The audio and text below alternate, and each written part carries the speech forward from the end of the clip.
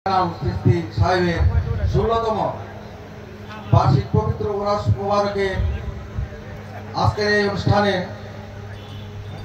উপস্থিত আছেন আজকের এই অনুষ্ঠানের সম্মানিত সভাপতি আমাদের মৌচাক ইউনিয়ন পরিষদের ভারপ্রাপ্ত চেয়ারম্যান আরিফুল ইসলাম। উপস্থিত আছেন মৌচাক ইউনিয়ন বিএনপির সাবেক সহসভাপতি আসলাম খান, মৌচাক ইউনিয়ন ছাত্র দলের সাবেক সাধারণ সম্পাদক আব্দুল আলিম সবুজ। উপস্থিত আছেন গাজীপুর জেলা যুব দলের আহ্বায়ক কমিটির যুগ্ম আহ্বায়ক অ্যাডভোকেট মাসুদ রানা। উপস্থিত আছেন গাজীপুর জেলা স্বেচ্ছাসেবক দলের সাবেক বিজ্ঞান ও প্রযুক্তি বিষয়ক সম্পাদক আতাউর রহমান সহ যুব দল, ছাত্র দল এবং অন্যান্য অঙ্গ সংগঠনের সকল নেতৃবৃন্দ।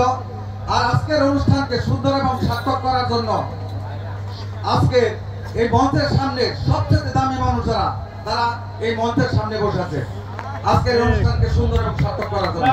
আমি আমার ব্যক্তিগত পক্ষ থেকে এবং এই আজকের যে অনুষ্ঠান আয়োজন করছে যে বাড়ির পক্ষ থেকে আপনাদেরকে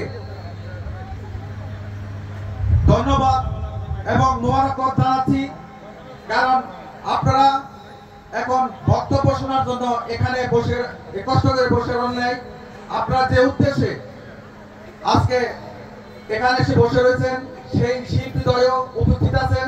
আমি অল্প সময়ের মধ্যে আমার কথা শেষ করব, আমি একটু সময় চেয়ে নিব।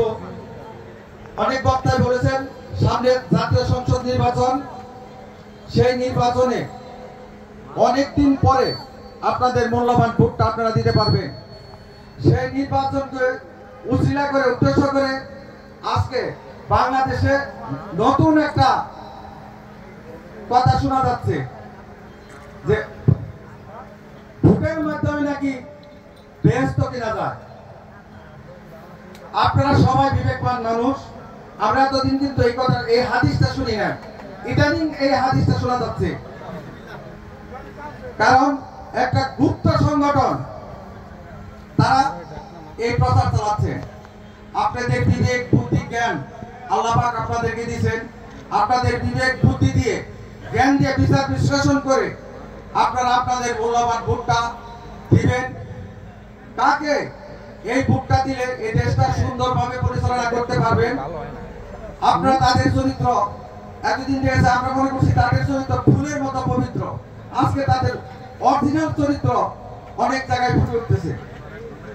আগে যারা এত সুন্দর ভাবে কথা বলতো আজকে তারা ধমক দিয়ে কথা বলে, তাদের অরিজিনাল চরিত্র আজকে ফুটে উঠতেছে। আর যেহেতু আমি রাজনীতি করি, আমি একজন নেতা মেনে রাজনীতি করি। আমার প্রিয় নেতা আলহাজ কাজী সাইদুল আলম বাবু, তিনি ঢাকা বিভাগীয় সাংগঠনিক সম্পাদক। তার জন্য আমরা আশা করব তিনি আগামী জাতীয় সংসদে গাজীপুর 1 থেকে নমিনেশন পাবেন। তিনি যদি দানের শীষ নিয়ে আপনাদের মাঝে হাজির হয়, তার জন্য আপনারা দোয়া করবেন এবং আগামী সংসদ নির্বাচনে দানের শীষে ভোট দিয়ে সবাই দান নিয়ে যে আসবে, দানের শীষ নিয়ে আসবে তাকে জয়যুক্ত করবেন এই আশা ব্যক্ত করে এবং এতক্ষণ আপনাদের যে মূল্যবান সময় নষ্ট করলাম তার জন্য দুঃখ প্রকাশ করে সবাইকে ধন্যবাদ জানিয়ে আজকের এই অনুষ্ঠান সুন্দর এবং সার্থক হোক।